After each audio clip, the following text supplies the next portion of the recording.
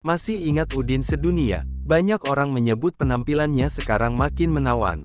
Swaluddin atau lebih dikenal sebagai Udin Sedunia adalah aktor, pelawak, dan penyanyi Indonesia.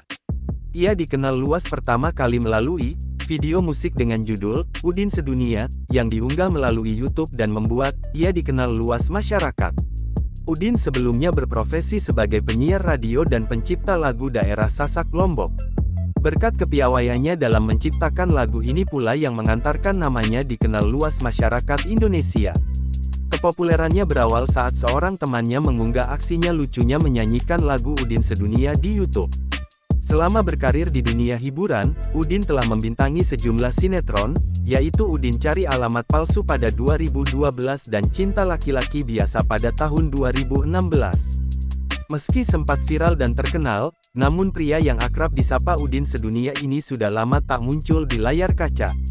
Udin, pria kelahiran tanggal 31 Agustus tahun 1981 ini ternyata masih aktif berkarya dan menjadi konten kreator. Bahkan ia juga kerap membagikan potret kegiatan sehari-harinya di akun Instagramnya. Selain itu, ia juga disibukkan dengan aktivitasnya sebagai MC. Lewat foto-foto yang diunggah di akun Instagramnya, Udin Sedunia cukup sering memandu sebuah acara dengan jadi MC. Perubahan penampilannya pun tampak begitu drastis, banyak orang yang menyebut Udin Sedunia makin menawan.